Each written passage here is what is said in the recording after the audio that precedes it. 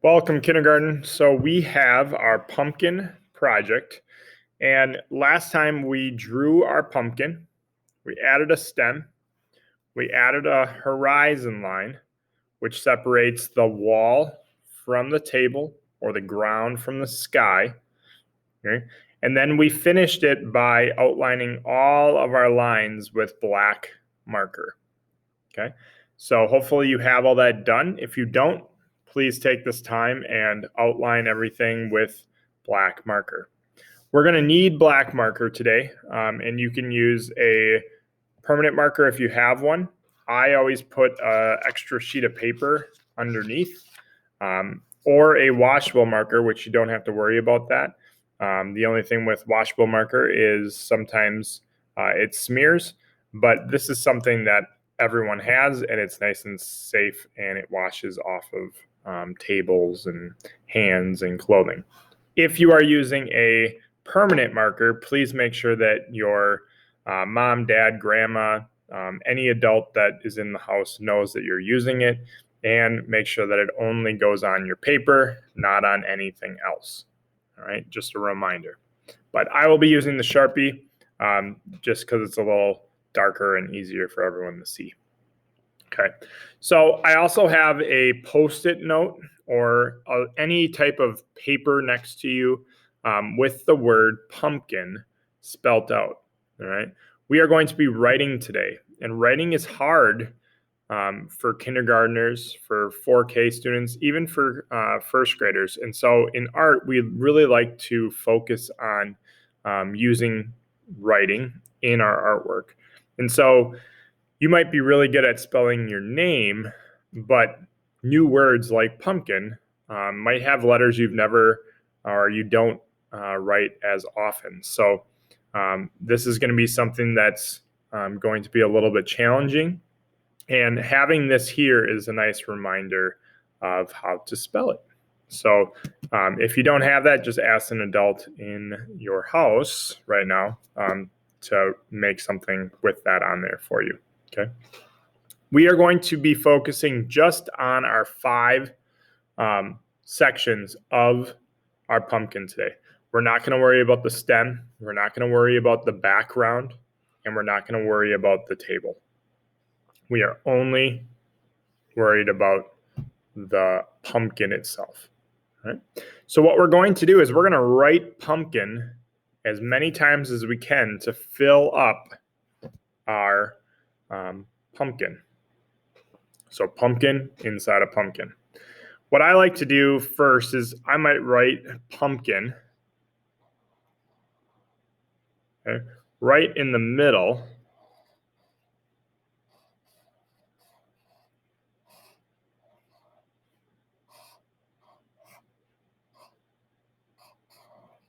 of that center section. Okay, you don't have to, but I might start out with that. Then I always like to kind of make it interesting by turning my paper. And so I might write pumpkin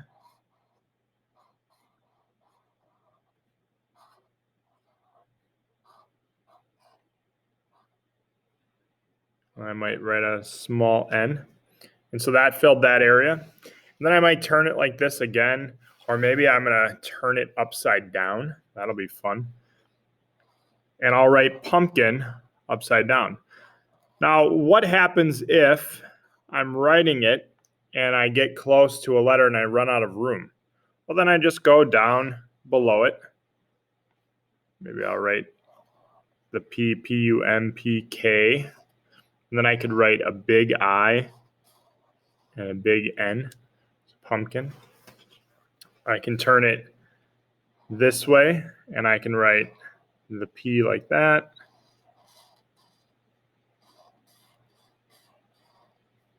And then the P here, the K, the I, and the N. Okay. So I am filling this whole thing up with the word pumpkin. So I'm going to keep doing that.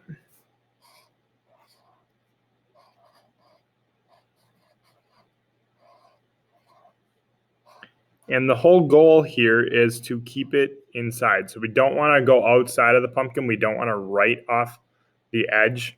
Okay, and we want to also keep it inside of each of the sections. So you'll notice I'm not going into this section. We can write it really tiny.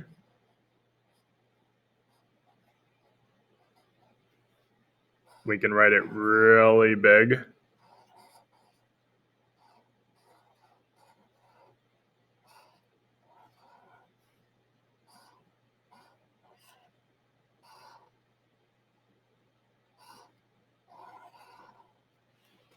Okay. And then once we finish a section, we look, could I write it anywhere else? Maybe I could write another one really small in this area or really small up here, but that looks pretty good. Then I'm going to turn my paper for this one, and I'm going to write it really big. And writing it really big might either be really easy or really hard for some of you. And if you like writing really big, you probably don't like writing really small. And some people write really small and they have a hard time writing really big. So this is really good practice. So PUMP, I'm looking at my sheet. Now I have KIN.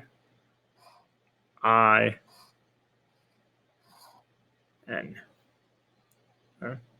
And then maybe I write it small.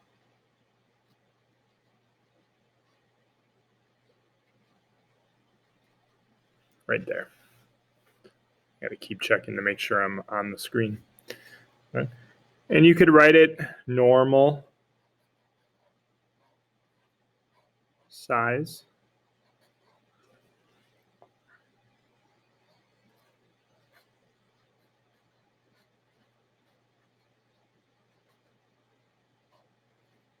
And you could write them all in the same direction.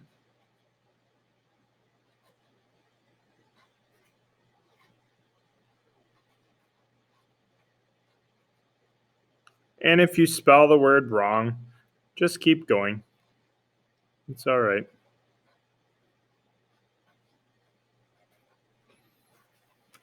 Okay, so you'll notice they're all going the same direction.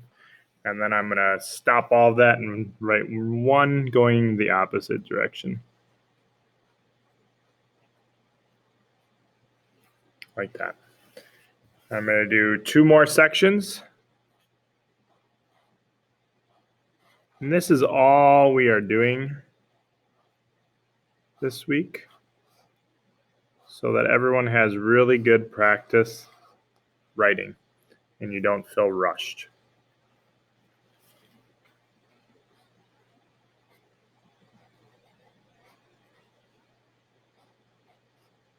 Remember, when you run out of room, you just go down below.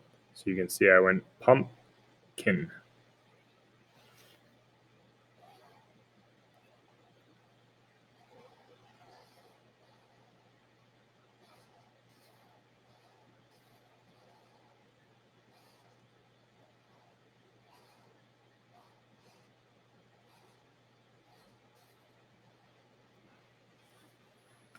And the last one, I think I'm going to write these ones big.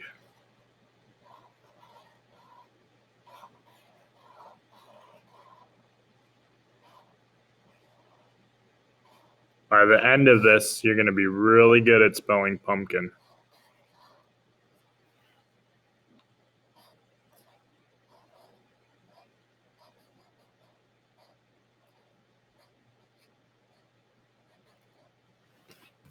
All right. So once you finish, you are going to have your whole inside of your pumpkin with the word pumpkin inside of it. Again, you can do some upside down. You can do some going horizontal. You can have some going up and down or vertical.